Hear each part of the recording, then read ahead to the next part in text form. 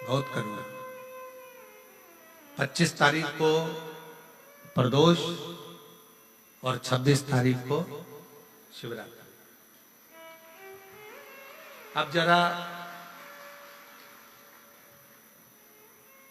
प्रदोष के पर्यांत की, प्रदोष के बाद की बिल्कुल लगी हुई पीठ से जो शिवरात्रि होती है, वो शिवरात्रि अगर उस शिवरात्रि का व्रत, साधना, तप, भजन, संसार का मनुष्य कर लेता है तो जिंदगी में उसने कोई व्रत किए ना किए हो, अगर एक व्रत शिवरात्रि का, प्रदोष की पीठ से लगी हुई शिवरात्रि का अगर कर लेता है तो उसको पूरे जीवन के व्रत का पुण्य फल प्राप्त हो। एक व्रत शिवरात्रि का प्रदोष पर्यंत की, अर्थात प्रदोष की पीठ से जुड़ी हुई। अब अगर आप कोई ब्राह्मण से, अगर कोई विद्वज्जन से, कोई पंडित जी से आप पूछेंगे प्रदोष कितनी बजे लग रहा है, वो बताएंगे। फिर प्रदोष लगने के बाद प्रदोष कब समाप्त हो रहा है, तो जिस दिन 26 तारीख हो रही है उसमें लगाया, दोनों की पीठ मिल रही, दोनों।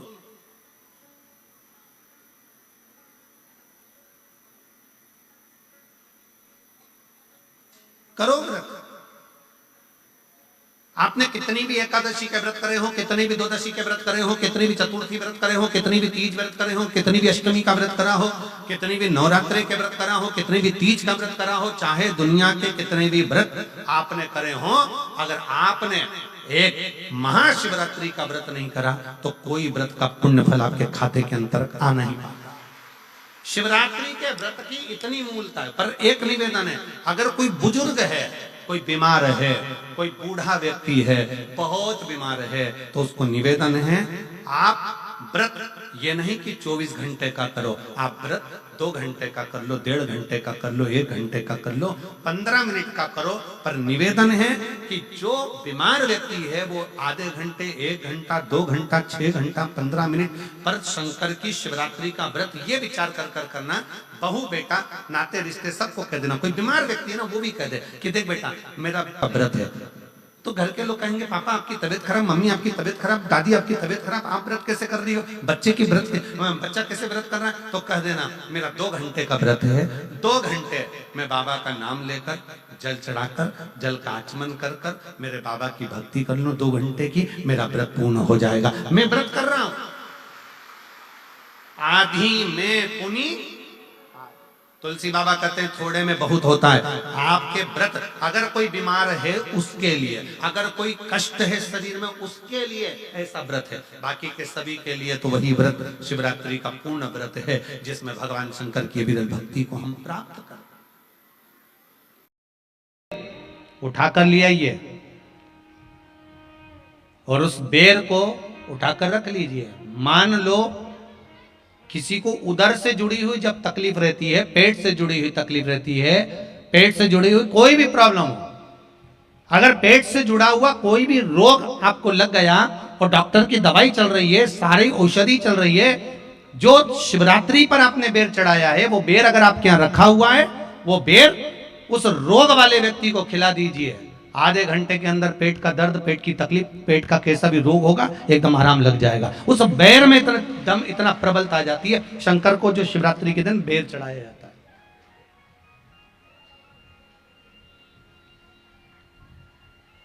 भगवान शिव पर समर्पित हुआ वो बेर का इतना महत्व महाराज। और जो देवता को उठाने के लिए बोर समर्पित करा जाता है, बेर भाजी आंवला उठो देव सांवरा, उसमें शंकर जी का भाव है, क्योंकि शिव जी का दर्शन भगवान नारायण उठते से ही करना चाहते हैं। सबसे पहले नेत्र खुले और मेरा शिव का दर्शन हुआ। बेर का भाव ही शिव का दर्शन का भाव। नहीं सुनोगे तो काम, लोभ, विषय, आसक्ति से विकलांग हो जाओगे। इसलिए सुनो, ये सुनने का विषय है, इसको श्रवण करना, हमारे जीवन में उतारना। नहीं मिलेगी, प्राप्त होना बड़ा मुश्किल है। और तिल्ली के, काली तिल्ली के 7 दाने, एक काली मिर्ची, और तिल्ली के, काली तिल्ली के कितने दाने? 7 दाने हथेली में रखकर अपनी कामना कर कर, मन से अपने मन के बात को कहकर शंकर भगवान के शिवलिंग पर चढ़ा दीजिए। आपकी मनोकामना कहते हैं हर महीने शिवरात्रि आती है, इस शिवरात्रि पर, मुख्य शिवरात्रि पर चढ़ाओगे, अगले महीने की जब शिवरात्रि आएगी तो आपकी मनोकामना पूरी हो जाएगी। 1 काली मिर्ची और 7 काली तिल्ली के दाने, मात्र 7। महाराज, जिसके घर में क्लेश रहता हो, बहुत ज्यादा लड़ाई झगड़े हो रहे, सास बहू के झगड़े, ना बहू कुछ सुनने को तैयार ना सास सुनने को तैयार, और घर में बेचारे पुरुषों की आफत, यहाँ भाई भाई झगड़ रहे हो, सास बहू में झगड़ रही हो, कुछ मत करिए। गेहूं की बाली को तोड़ो, गेहूं की बाली जानते हो ना, जिसमें आप लोग तो गेहूं की बाली को तोड़ना है, और बाली 7 बाली तोड़कर अपने घर में घुमाकर अपने घर का नाम और गोत्र बोलकर उसको शंकर को समर्पित कर दीजिए। जिंदगी में कभी सास बहू का झगड़ा नहीं होगा। हमारे शिवरात्रि के दिन उसको समर्पित करिए, आपके घर में कभी क्लेश नहीं मच सकता। 12 महीने शिवरात्रि आती है, और शिवरात्रि के दिन रात्रि को 12 बजे शंकर भगवान पर एक धतूरा चढ़ा दो। क्या चढ़ाना है? जम के बोलिए जरा, धतूरा। ये शंकर भगवान को धतूरा चढ़ा दो। 12 बजे रात्रि को शिव जी पे धतूरा चढ़ाओ, आधे घंटे तक धतूरा चढ़े रहने दो, और आप श्री शिवाय नमस्तुभ्यम का जाप करो। जिस शंकर जी पे धतूरा चढ़ाए उस मंदिर के बाहर बैठकर कौन सा मंत्र जपना है? श्री शिवाय नमस्तुभ्यम। फिर से बोलो, श्री शिवाय नमस्तुभ्यम। धतूरा चढ़ाकर श्री शिवाय नमस्तुभ्यम का स्मरण करिए। और जो दुकान नहीं चलती हो, घर में लक्ष्मी नहीं टिकती हो, खेत में फसल अच्छी नहीं आती हो, संपदा नहीं आ रही हो, बस उस धतूरे को लाल वस्त्र में बांधकर अपनी दुकान में, अपने व्यापार में, अपने घर में रात को 12:30 बजे उठाकर लाओ, और 4 बजे के पहले उसको अपनी दुकान, व्यापार, व्यवसाय में उसको बांध दीजिए। और अगर जो जमीन फसल सही नहीं दे रही हो, उस जमीन में ले जाकर गाड़ दीजिए। आपको जीवन में कभी तकलीफ नहीं भोगना पड़ेगी, लक्ष्मी बढ़ती चली जाएगी, महाराज संपदा बढ़ेगी।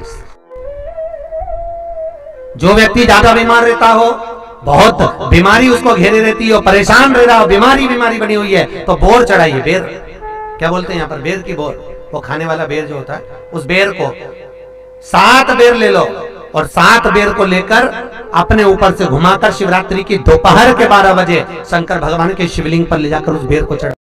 तो शिव रजत भवन में निवास करते हैं। गुरुवार की प्रदोष पड़ती है तो शिव गंगा के स्थल पर निवास करते हैं।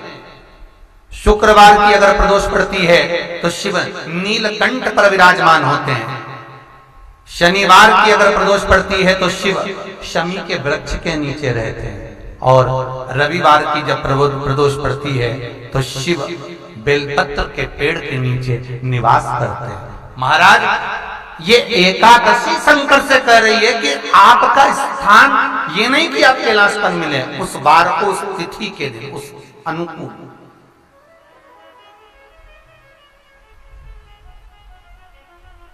हमारे यहां कहते हैं सोमवार की जो प्रदोष पड़ती है वो इच्छा पूर्ति करती है, मंगलवार की प्रदोष रोग से मुक्ति देती है, बुधवार की प्रदोष कामना की पूर्ति करती है, गुरुवार की प्रदोष शत्रुओं का नाश करती है, शुक्रवार की प्रदोष सुख और शांति देती है, शनिवार की प्रदोष संतान का सुख देती है, और रविवार की प्रदोष जो काम दुनिया में कोई नहीं कर सकता वो अचूक फल की प्राप्ति रविवार की प्रदोष करा देती है। महाराज, ऐसी प्रदोषों का नियम वर्णन किया चाहिए। भगवान कहते ठीक है, तू थोड़ी देर खड़ी हो। एकादशी सम्मुख खड़ी हुई, पार्वती जी ने जिस अंगुष्ठ का जल पीने के लिए लिया था हाथ में, बस पीने ही वाली थी, शंकर भगवान ने वही हाथ में जल लेकर एकादशी के हाथ में उसको देकर कहा, ले, ये मेरे द्वारा निर्मित एक व्रत है जिसे त्रयोदशी के दिन तूने मांगा है, मैं तुझे देता हूँ। आज इस व्रत का फल मैं तुझे प्रदान करता हूँ। अब तू जिस जीवात्मा को लेकर जाएगी उसका पाप प्रबल नहीं होगा।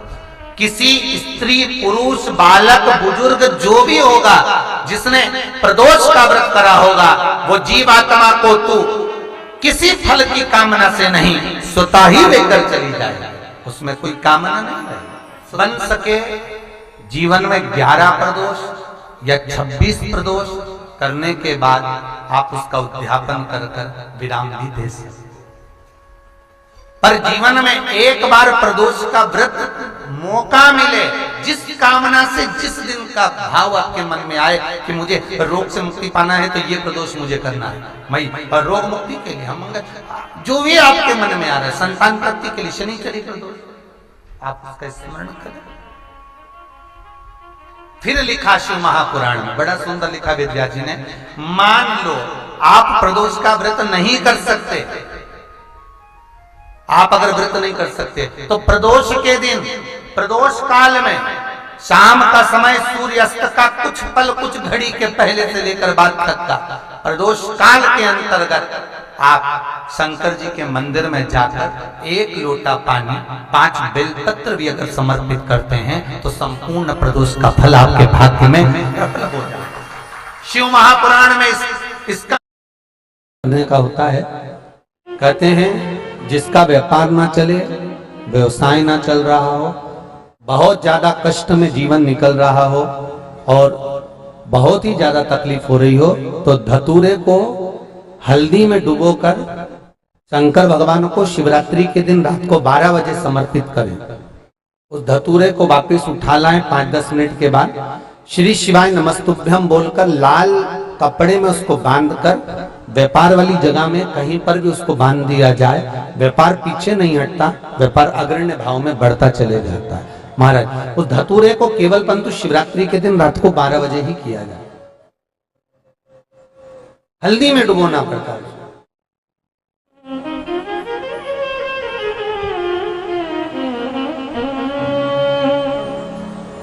यही प्रमाण एक क्रम में और है महाराज जी।